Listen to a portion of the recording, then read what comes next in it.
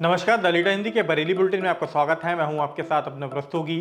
आइए फटाफट अंदाज में जानते हैं कि आज बरेली में दिन भर क्या रहा।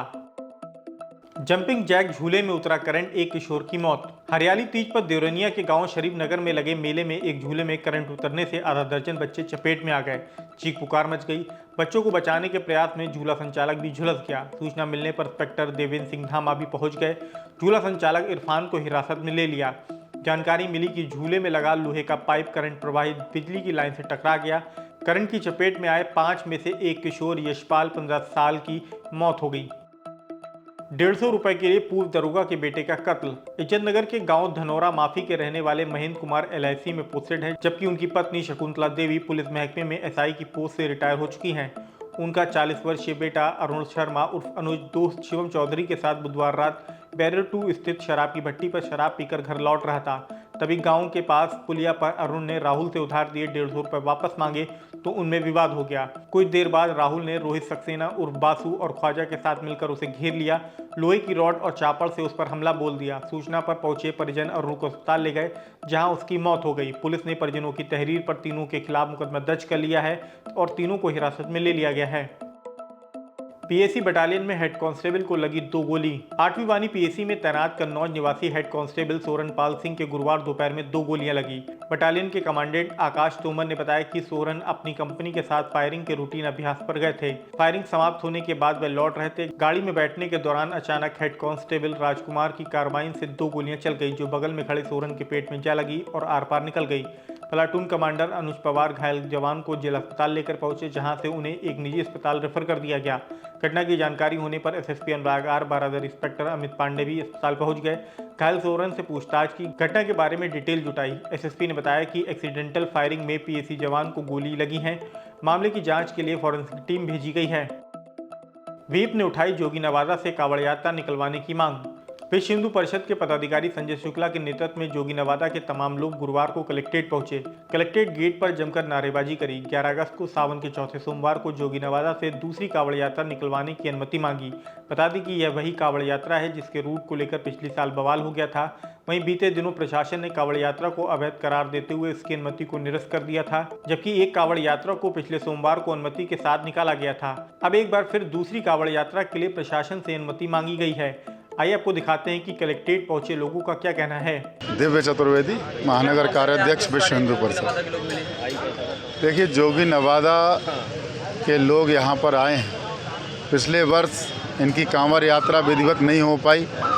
इस बार अपनी उस कांवड़ यात्रा को सुचारू और परंपरागत निकालना चाहते हैं। पूरा हिंदू समाज भगवान भोले की आराधना में लिप्त है, लेकिन जोगी नवादा के ऐसे अभागे ये हमारे समाज के लोग हैं जो अपने भगवान की पूजा अर्चना तक नहीं कर पा रहे हैं।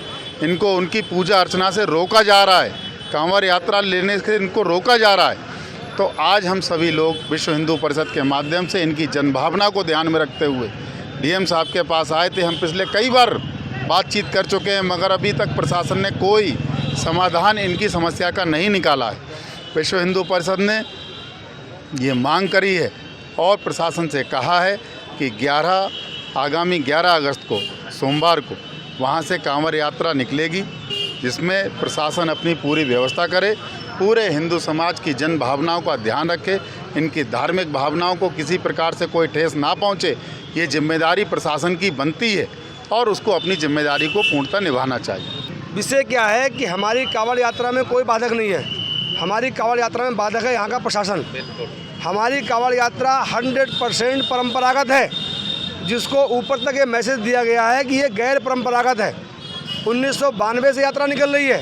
11 से थोड़ा स्वरूप इसका बड़ा हुआ। उसके बाद से जो रूट वहाँ के थाने के रजिस्टर में दर्ज है, उसमें कहीं भी ये स्पष्ट मेंशन नहीं है कि यहाँ से गए या नहीं गए। अधिकतम 4 बार का वहाँ दर्ज है, जबकि जा रहे हैं लगातार अनवरत।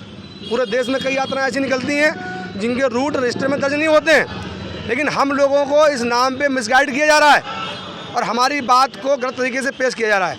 हमारे परंपरागत रूट को गैर परंपरागत बताकर मिसगाइड किया जा रहा है। तो अभी आप लोगों से आग्रह, प्रशासन से भी हमने यही कहा कि ये लोग यहाँ हमारे जनप्रतिनिधि हैं, हमें उनसे भी शिकायत है, क्योंकि जनप्रतिनिधि के नाते उन्होंने भी बात के मूल मुद्दे को जानने का प्रयास नहीं किया कि हम सही हैं या हम गलत हैं। ये बिना जाने ही घोषित कर दिया कि साहब गैर परंपरागत है। उस रजिस्टर को उसने चेक नहीं किया। इसीलिए हम हिंदू समाज के लोग हैं, हम उपद्रव नहीं करते, हम झगड़ा नहीं करते, हम कहीं विवाद नहीं करते, लेकिन हमारा हक कोई छीनेगा तो हम उसके खिलाफ आवाज़ जरूर उठाएंगे। हमारा रूट परंपरागत है। विश्व हिंदू परिषद ने समाज की वेदना को समझते हुए ये निर्णय लिया है कि आगामी 11 अगस्त को हम वहाँ से कांवड़ यात्रा निकालेंगे। उसके बाद ये जिम्मेदारी प्रशासन की है कि वो हमें गलत सिद्ध करे। यदि हम गैर परंपरागत हैं तो उनके पास जो रजिस्टर है उसके सारे फोटो मेरे पास है, सारी चीज़ें मेरे पास हैं, सबको सब पता है कि हमारा रूट परंपरागत है। जांच पर अटक गया छात्र की दाढ़ी से जुड़ा विवाद। दरगाह अल हजरत से जुड़े संगठन जमात रजाए मुस्तफ़ा के बाद अब ऑल इंडिया रजाए एक्शन कमेटी ने भी सेतल के आज़ाद नौरंग इंटर कॉलेज में दाढ़ी के विवाद पर नाराजगी जाहिर की है। मौलाना अदनान रजा कादरी की अगुवाई वाली आरएसी के लोग गुरुवार को नवाबगंज तहसील में एसडीएम से मिलने पहुंचे। ज्ञापन सौंपते हुए प्रिंसिपल पर कार्रवाई की मांग करी। वहीं मामले में डीआईओ देवकी सिंह ने बताया कि जांच बैठा दी गई है, रिपोर्ट के आधार पर कार्रवाई की जाएगी। टैक्स वसूलने को मेयर ने बांटी पॉश मशीनें। टैक्स वसूलने के लिए गुरुवार को नगर निगम परिसर में मेयर डॉक्टर उमेश गौतम ने राजस्व निरीक्षकों और संविदा कर्मचारियों को पॉश मशीनें बांटी। अब हाउस, वाटर और सीवर टैक्स जमा करने के लिए लोगों को नगर निगम के चक्कर नहीं लगाने पड़ेंगे। नगर निगम कर्मी वार्डों में जाकर मशीनों के जरिए बिल जमा कराएंगे। इस दौरान मेयर ने विभागीय अधिकारियों को निर्देश दिए कि करदाताओं को किसी भी तरीके की कोई भी परेशानी नहीं होनी चाहिए। डीएम ने शहीद वतन खान बहादुर खान स्थल का किया निरीक्षण। डीएम रविंद्र कुमार ने गुरुवार को एसएसपी अनुराग आर के साथ पुरानी जेल स्थित शहीद वतन खान बहादुर खान की शहीद स्थल और स्वतंत्रता संग्राम स्मृति पटल का निरीक्षण करा। यहां काकोरी ट्रेन एक्शन के शताब्दी समारोह कार्यक्रम आयोजित किया जाएगा। उधर काकोरी ट्रेन की 100वीं वर्षगांठ के तहत कंपनी गार्डन में रक्तदान शिविर का आयोजन किया गया। इसमें लोगों ने बढ़ चढ़कर भाग लिया। डीएम ने उडला जागीर के प्राइमरी स्कूल का किया निरीक्षण।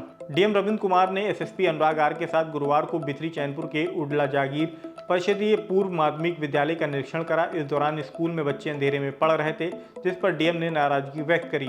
अधिशासी अभियंता विद्युत को स्कूल में बिजली सप्लाई सुचारू करने के निर्देश दिए। स्मार्ट क्लास में लगी एलसीडी में ऐप इंस्टॉल नहीं होने पर संबंधित अधिकारी से स्पष्टीकरण मांगा। इसके अलावा उन्होंने नरियावल में स्थापित पशुशाला का निरीक्षण करा। निरीक्षण के दौरान पशुशाला की रोड खराब मिलने और गौशाला की फर्श का ढलाव सही नहीं होने के कारण जलभराव पर नाराजगी जाहिर की। फिलहाल आज के बरेली बुलेटिन में इतना ही। बरेली से जुड़ी ऐसी ही अन अपडेट्स पाने के लिए द लीडर हिंदी को सब्सक्राइब करना बिल्कुल ना भूलें।